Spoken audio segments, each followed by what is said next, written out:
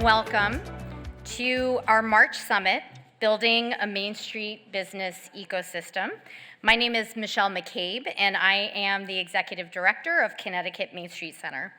We are a statewide nonprofit that works with 125 communities to create and sustain thriving downtowns.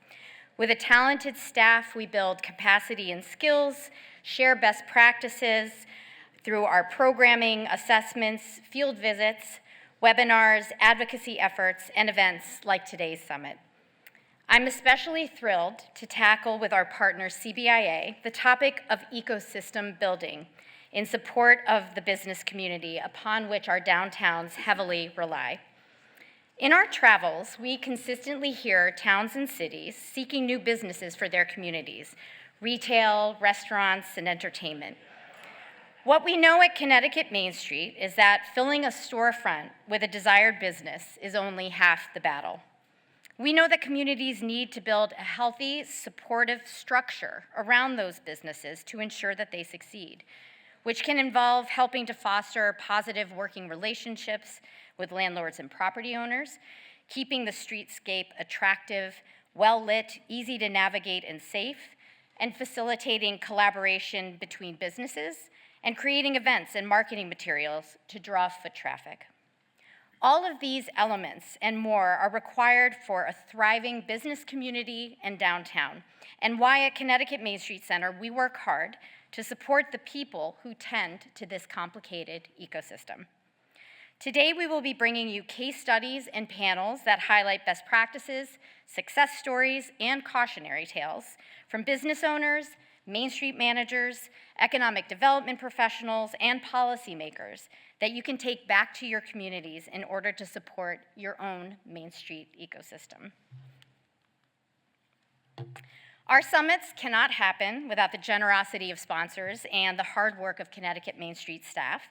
I want to thank our presenting sponsors, Hartford Healthcare and Metro Hartford Alliance, our partner sponsor, the Connecticut Economic Development Association, or CEDAS, our Main Street advocates, Colliers Engineering and Design, and the Connecticut Green Bank, and our supporter sponsors, NTech, Express Strategies, Ginkgo, Goldman & York, Pullman & Comley, and Sullivan & Lashane.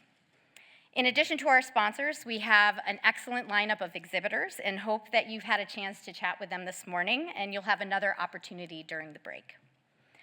I am incredibly lucky to partner every day with an amazing Connecticut Main Street team. Ani Chaghatz-Banian, our programs manager, Carl Rosa, our field services director, Christine Schilke, our senior director of communications and marketing, Judith Stahl, our business operations manager, Kennedy Winslow, our field services coordinator, Kristen Lopez, our senior director of programs, and a special shout out and thanks to Jennifer Baldiga, our events and professional affiliates manager. I also want to thank and honor Connecticut Main Street board members in attendance, Kelvin Ayala, Susan DeCina, Matt Kaufman, Sierra Patrick, Yvonne Zhao, and Mike Andriana.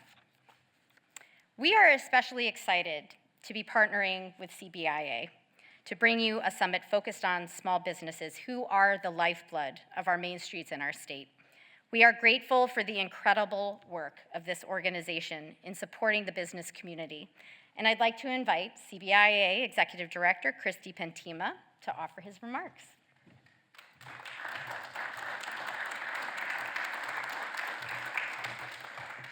Thank you, Michelle. We're grateful for the opportunity to support Connecticut Main Street and the great work that your team's doing, supporting not only our local towns, but also, as you said, our small businesses, which, by the way, are playing an extraordinary role in shaping the communities we live in and the economy that we all depend on here in Connecticut.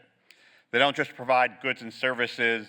Small businesses create jobs. They sponsor youth programs, our local arts and entertainment. They help us make possible the vibrant downtowns that give our communities just such a unique experience to our residents.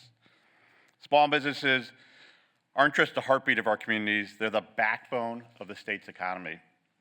In Connecticut, small businesses account for 99% of businesses and employ nearly half of the state's workforce. Their success is deeply tied to the success of our towns, our cities, and our neighborhoods. And today, these businesses are facing many of the same uncertainties affecting households across our state, challenged by high cost of living, rising energy and healthcare costs that we're all experiencing, and persistent workforce challenges. Small businesses, as you all know, often operate with thin margins, limited access to capital, and fewer resources to navigate complex permitting and regulatory systems. Because of this, they're often the first to feel economic stress and the last to recover from it. But these pressures are not abstract. They directly determine whether businesses survive the next year or ultimately have to make other choices. The challenges impacting small businesses drive much of our work at CBIA, whether it's our advocacy up the road at the Capitol, the diverse range of products and services that we offer to our member companies, because 93% of our members employ 100 or fewer employees. In this legislative session, we're calling on lawmakers to not only recognize the importance of our small businesses to the state's economy, but to focus on policy solutions that will build a framework to help them thrive here in Connecticut. Before the session began, we released a 10-point policy package of solutions designed to address the high cost of living and running a small business, improving efficiencies, and building new career pathways to expand our world-class workforce.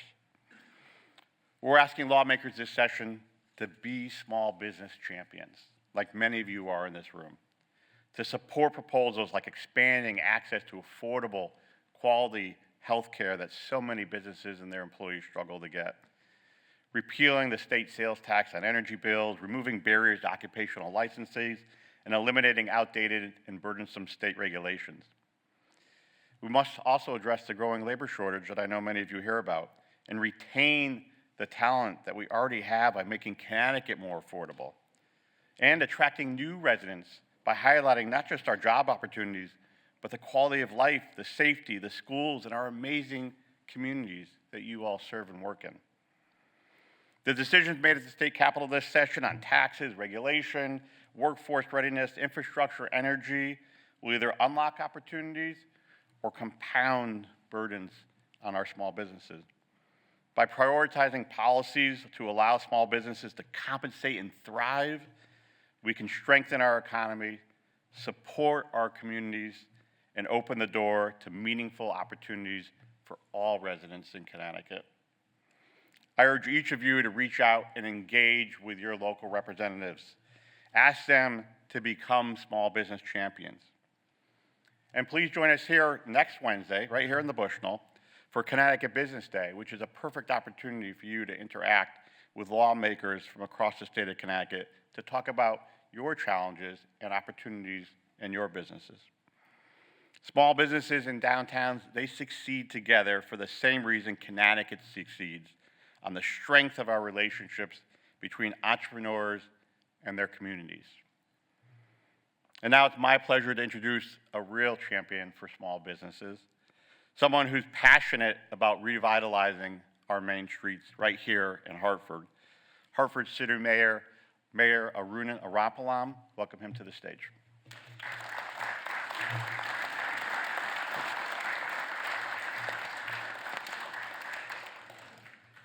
Well, thank you, Chris, for that introduction. Thank you to Michelle McCabe and Connecticut Main Street, all of your staff, all of the incredible work you do. You guys have been such partners with us as we've thought about ways legislatively that we can go after blighted properties in this city and use that as a catalyst for economic development, and in so many other ways as we re-envision our city and our Main Street. Our downtown. And thank you to all of you who are here, all the sponsors. It is great to be with all of you guys. You know, as we have gone through this process of re-envisioning what our core business infrastructure looks like, especially in our downtown, we've dealt with this challenge that I sort of walked into office on the heels of, which all of our communities have dealt with in different ways, which is a challenge of re-envisioning an economy after COVID. And in the city of Hartford, that has been especially acute. We've got a lot of commercial space in our downtown. In fact, we've got more commercial space here in our downtown than New Haven, Bridgeport, and Waterbury do combined. And after COVID, over 40% of that was vacant. And that means a lot of things for our tax base. It means a lot of things for our corporate community. But also, as we talk about Main Street and our downtown, that meant that businesses that were able to survive just because someone was at work and needed to go get a sandwich or needed to have a business lunch, needed to go get coffee in the afternoon, were struggling in a new way, in a different way. And it caused us to re-envision what investment in our small business infrastructure looks like, what that backbone that Chris was talking about looks like here in our community. And so in the prior administration, using some ARPA dollars, they created a program called HeartLift in partnership with the Metro Hartford Alliance to invest in build-out of small businesses in our downtown. And it's been incredibly successful. And what I've loved about it is it's forced us to realize, politicians often talk about how small businesses are the backbone of an economy, and they are here in the city of Hartford. But beyond that, they are the place that convey the culture and the vibrancy and the character of a city. They're the place that define what a city is. A city is not a city unless you can bump into somebody at a coffee shop and have a meaningful conversation that leads to something productive. It's not a city unless you can go out to a game in our downtown or a concert and then stick around to get a burger or a beer and hang out and check out the nightlife. It's not a city unless you feel the character and the vibrancy of that city, and you can only do that experiencing it through the small businesses in our city. And it's allowed us to reimagine, re-envision what that city is going to look like for the future. And if you guys, have been to Pratt Street recently, or if you haven't, I think this event goes till like 1 o'clock. Feel free to walk down there afterwards. It is the seeds of reimagining what the Hartford of tomorrow is going to look like. And we're doubling down on that. We are building not just on Pratt Street, but we have a second tranche now of the HeartLift program that's going to help re-enliven Trumbull Street, where the People's Bank Arena is, our literal Main Street, which has needed some investment for a little while, and what that commercial core looks like. And you're going to hear in a moment on a panel from our brilliant economic development director, Jack Benjamin, and I'm sure he will talk to more of that. But it's also allowed us then to think about what investment in our neighborhoods look like, because we've got all these commercial corridors that for many years in our history, up until the 60s and 70s, 80s, or maybe early 80s, were thriving small business infrastructures in communities where folks could walk down the street to a restaurant and get a meal. And work in coffee shops and bars and restaurants, and have been really hollowed out over the last 4 decades.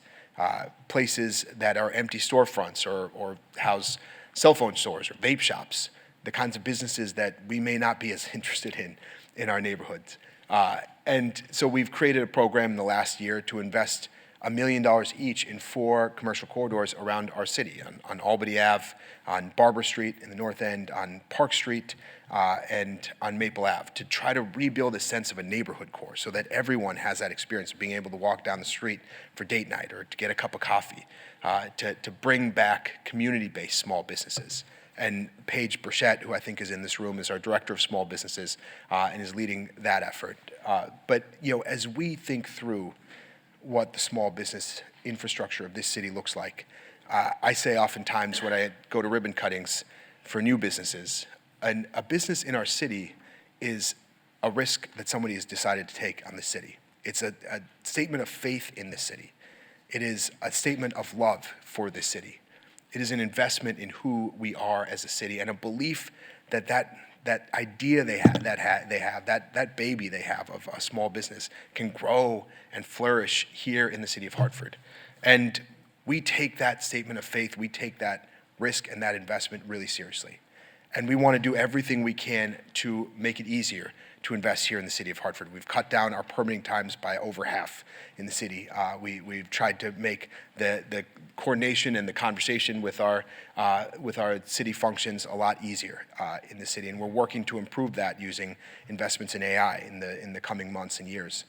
But we also love every single person, every single small business owner that has decided to make that investment, that has shown that love for the city. And together, they stitch together the very character and value of this city. They stitch together the very statement and essence of who we are as a city, a strong and resilient and thriving community, a community that loves this city and loves the people of this city, and that will grow together into a brighter future. So thank you all so much. I appreciate you having me here.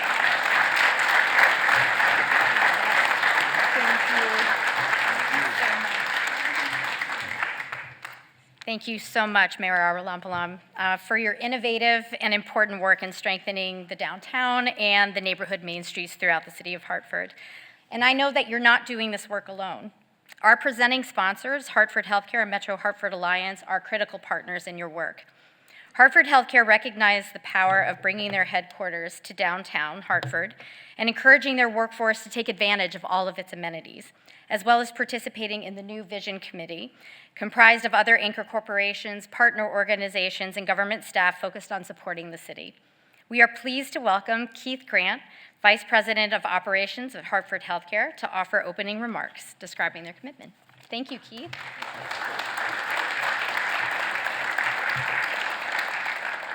I'm always very excited to go after Arunan. So next time, just right, because I'm coming after you. So, it's interesting because we talk about small businesses and then we talk about Hartford Healthcare, right? And as everyone knows, over the last, I'd say, 10 to 15 years, we've grown well beyond a small business. But the importance of Hartford Healthcare in the city of Hartford and the state of Connecticut has never been more pivotal in order to collaborate with small businesses and other institutions to ensure that the vibrancy that is needed within the city to bring back what was, but also to look towards the future, is there. And when you think about this in context of having conversations with new doctors or new surgeons or new nurses coming in, what they're looking for is exactly what we're talking about. Right? They're looking for the opportunity to come in and provide the best care possible to our patients, to look at innovative ways to solve complicated medical conditions, but they're also looking for the opportunity to go and have a nice dinner. They're also looking for the opportunity to go to Bushnell to see some really good shows, to go to the orchestra. They're also looking for the opportunity to look at buildings that has historic perspective, historic beings that we're putting a lot of effort into with the mayor as well, looking at our blighted properties. We have significant history in the architect at Hartford. And there's a lot that we've been doing, but there's a lot that needs to be done. So whenever I meet with someone, and whenever we meet with someone, we look at process to recruit someone to Connecticut, that recruitment isn't just the Hartford Hospital, it's not just the Hartford Healthcare, it's not just the health system, it's ensuring that they come in and they contribute to the culture of the city. And events like this allow us to put the infrastructure in place to give them the comfort that the decision they made to leave anywhere else in the world to come here to practice was the right decision. Hartford Healthcare has been, for many years, a convener of economic growth. Whenever we put up a new urgent care, whenever I walk around, people say, Keith, you guys are everywhere. And that's a good thing. Our intent is to ensure that the access to healthcare is something that every single individual in the state of Connecticut, and at this point in time, in many other states, utilize Connecticut as a source for very complicated cases. Hartford Healthcare is a lot of people's answer to solving those solutions, making those solutions possible. Whenever we make the decision to put up something, we understand that that building will support the economic structure around that area quite significantly. And I know we mentioned our Pearl Street location, which has become a beacon of what we expect Hartford revitalization to be. We've invested a significant amount of time and energy in that, but I want to just talk about one of the thoughtful process that our CEO and visionary, Jeff Flax, did. So we have the option to put a restaurant, or probably many restaurants in Pearl Street, but Jeff was very clear. There's restaurants around the area, and if we're going to bring thousands of people in our headquarters, it's going to be a part of our role to support those restaurants. It's very, very important. So whenever we make decisions to redevelop Hartford campus, so we started that conversation probably about 4 or 5 years ago. Many people hear about a master facility plan at Hartford. When you think about a master facility plan, you think about a facility that needs to be developed, right? I would argue that it's now become a master community plan. A lot of the buildings that we will be developing and utilizing within our health structure are buildings that are considered blighted around the community right now. We have about 14 blighted properties that we're responsible for. And I can tell you by the end of 2026, that 14 number will be cut in half. And the intent is, within the next 3 to 4 years, is to be responsible for none of the blighted properties, but also working with institutions such as SINA, using the opportunity to not just address our blighted properties, but other blighted properties. But, what I will say is it gives us great pleasure and joy to participate in any way to allow the convening of economic structure and growth within Connecticut, not just through healthcare, but also by presenting everything that Connecticut represents. Jeff talks about Connecticut always being the epicenter for pizza. And really, if you think about the high-quality healthcare that is offered in Connecticut at this point in time, through Yale, definitely through Hartford Healthcare, every number and every data point shows that Connecticut is one of the best places to be to receive health in every aspect and every age space in life. So I want to end by thanking everyone for thinking about this differently, but also thinking about this collaboratively. Because as much as we are responsible from a health perspective for the community, it is our responsible to ensure that we're present in these rooms, we're present at these tables, and we are allowing the opportunity for small businesses and other areas to grow around us to allow Connecticut to grow and excel. So thank you.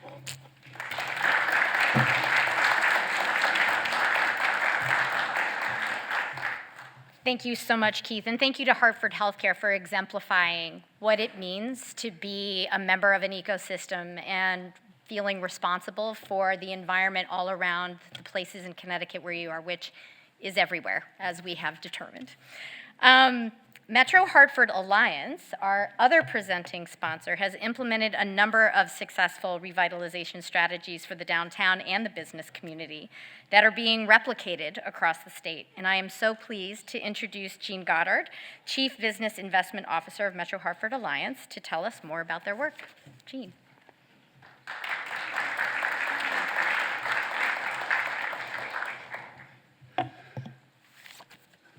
Thanks, Mayor. Thanks, Keith. Thanks, Chris, for talking about what you had to say here, because when the mayor was talking, I just thought, oh, my speech is done. I don't need to talk any longer. So, Hartford has 80 new businesses, 285,000 square feet of vacant space on the street level is now filled. 826 new jobs are in the community so far. All of this is from a single program which we use ARPA funds to support. And then here's how we did it and what we're building next. Why does that matter? Throughout my career, I've worked with corporate real estate executives, site selectors, to try to find facilities and places and communities for them to build their businesses. Whether it's a corporate headquarters or an back office, a data center, or a manufacturing plant. The list on the left is what the site selectors are the top 15, the site selectors are most important to them. This is from a survey done by Area Development Magazine. You can see the typical things: land, energy, building, access to highways and airports on the left. What you won't see on their side is what you'll see on the right. Number 2, this is a survey of the corporate real estate executives, the people that work for companies when they're choosing where to go. What's number 2? Quality of life. Why is that important? Because companies no longer are focused on labor costs or energy or where the next facility is. They want to know where they want to live. As Keith said, where do they want to live? Where do the employees want to live? What is the environment that drives their business and their culture and the growth of their company? So corporate decision makers are moving ahead, and the Main Street program is all about trying to define what happens on the first floor so that the rest of us can focus on the second floor to fill those facilities in that space. So as Mayor mentioned, the HeartLift program, this is some visuals to go with what he talked about. We use $9.5 million of ARPA funds to partner with over $10 million of private sector investment to create 80 new businesses. 8 more are coming this year. 70% are MWBEs. Think about that.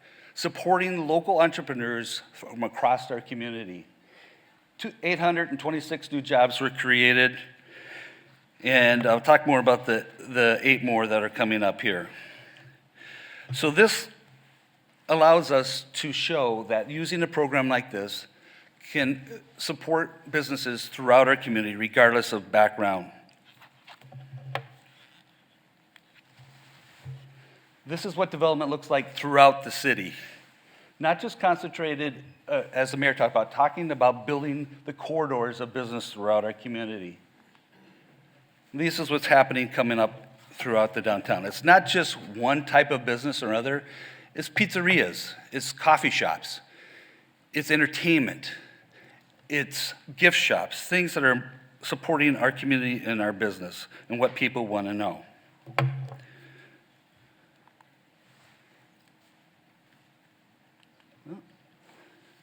So that was phase 1. This is phase 2, the Arena District. We're working on this to take advantage of what People's Bank Arena is. It drives foot traffic. It's bringing people into our community, not just throughout the region, but throughout the Northeast, to our community to see what's happening here. That $145 million that was just invested, we need to take advantage of it. We need to focus on the last mile or the last block to support that growth. People often talk about going to West Hartford, and why would they come downtown? They'll go to West Hartford Center. There are 23 restaurants and entertainment facilities in West Hartford Center today. How many do you think there are in downtown Hartford? Anybody? Within that same kind of 3-block area? 19. And we're adding to that every day. So this is the district that we're focusing on, called the Arena District.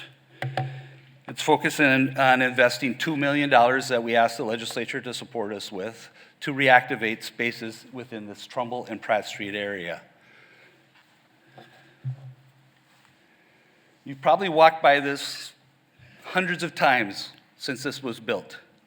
And if you ever walk up to one of these windows, you put your hands up to your eyes and you look inside and see what's in there, it looks like exactly what it did 20 years ago.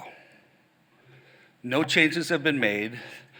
The construction looks exactly like it did in the early 2000s. This space is raw. I mean, really raw. Some of the floors are still dirt. Nothing has been done. But like with the HeartLift program, we raised our hand and said, let's take this on. We can figure this out together as a community by bringing our partners together. CRDA is serving as our fiscal agent to be our partner in helping get these funds out to redevelop it and make the space new, to create a vibrant new downtown which impacts the whole community. Like I said, corporate real estate execs are looking for places where they have quality of life. And they not only look at the suburban environment where their facility may be, they care about what's happening in the downtowns because that drives their decision of where they want to go. That drives their perceptions of where they want to be.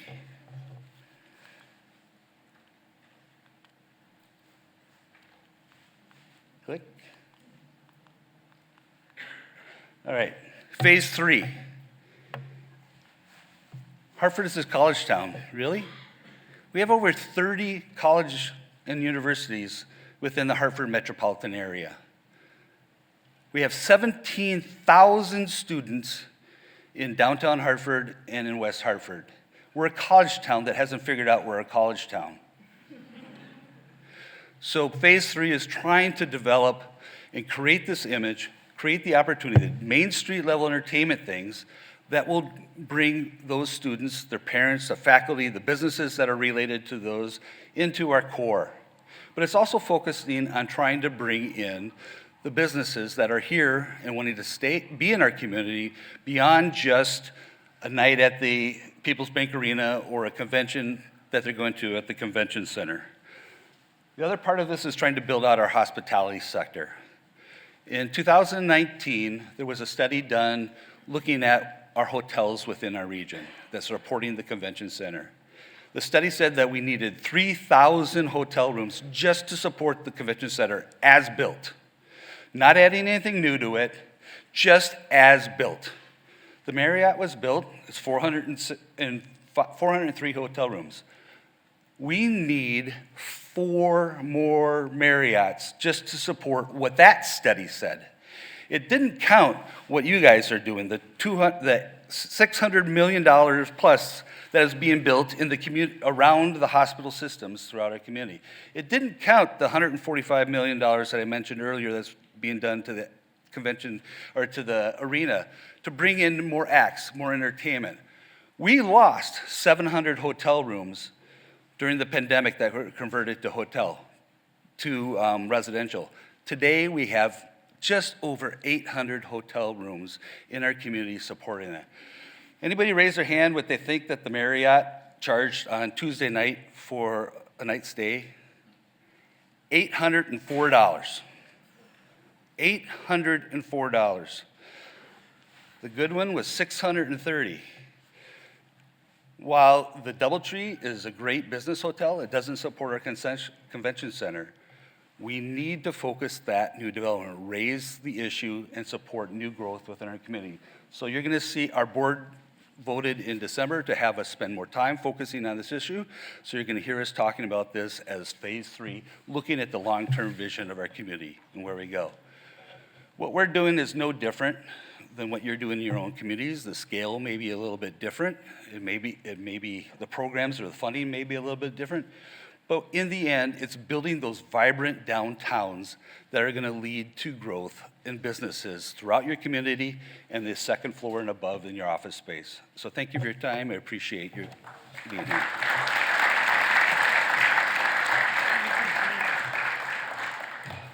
Thank you so much, Jean, and thank you to Metro Hartford Alliance for all of your incredible work uplifting Hartford's downtown and businesses, and just giving us a lot to think about for other communities to borrow.